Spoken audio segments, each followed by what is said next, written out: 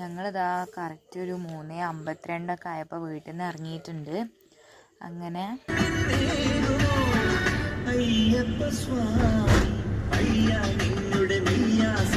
ഭക്തിസാന്ദ്രമായ പാട്ടും കേട്ട് ഈ 3 മണിക്ക് ഞങ്ങൾ പോണത് ഒരു റീല് കണ്ടിട്ടുണ്ടായിരുന്നു, പാപ്പിയേട്ടൻ്റെ ചായക്കട എന്നും പറഞ്ഞിട്ട്.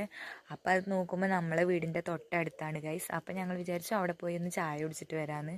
പക്ഷെ അത് 3 മണിക്കാന്ന് പറഞ്ഞപ്പോൾ ഞങ്ങൾക്കൊക്കെ ഒരു മടിയായിരുന്നു. കാരണം ഈ 3 മണിക്കൊക്കെ എണീച്ച് ഇഡ്ഡലി കഴിക്കാൻ പോണേൽ അപ്പോൾ നമുക്ക് വീട്ടിലുണ്ടാക്കി കഴിച്ചാൽ പോരേന്ന്. പിന്നെ ഞങ്ങൾ രണ്ടും കൽപ്പിച്ച് അലാറൊക്കെ വെച്ച് ഇഡ്ഡലി കഴിക്കുക എന്നുള്ള ഒരു മൈൻഡിൽ ഞങ്ങൾ പോയി. അപ്പോൾ അവിടെ ചെന്നപ്പോൾ തന്നെ ആദ്യം നമുക്ക് കാണുന്നത് ആ ചില്ലുംകൂട്ടിലിരിക്കുന്ന വടകളാണ്. അത് കാണുമ്പോൾ തന്നെ നമുക്കൊരു കൊതിയൊക്കെ വരും.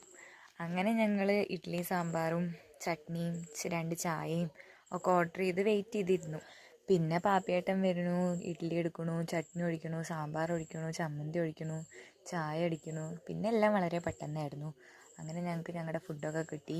നല്ല ചുടുചുടാ ഇഡ്ഡലി സാമ്പാറും ചട്നിയും ചമ്മന്തിയും എല്ലാം മിക്സ് ചെയ്ത് കഴിക്കുമ്പോൾ ഒരു പ്രത്യേക ടേസ്റ്റ് ഉണ്ട്. അതും കറക്റ്റ് ഒരു 3 മണി ആ ടൈമിലൊക്കെ കഴിക്കാൻ വേറൊരു വൈബാണ്. അങ്ങനെ ചുടുചുടാ ചായ വന്നു, വട വന്നു. വട ഒന്നും പറയാല്ല, നല്ല ക്രിസ്പി ക്രഞ്ചി അടിപൊളി വട. അങ്ങനെ ഫുഡൊക്കെ കഴിച്ച് കഴിഞ്ഞു. പാപ്പിയേട്ടനോട് അടിപൊളിയാന്നൊക്കെ പറഞ്ഞ് ഞങ്ങൾ അവിടെ നിന്ന് ഇറങ്ങി.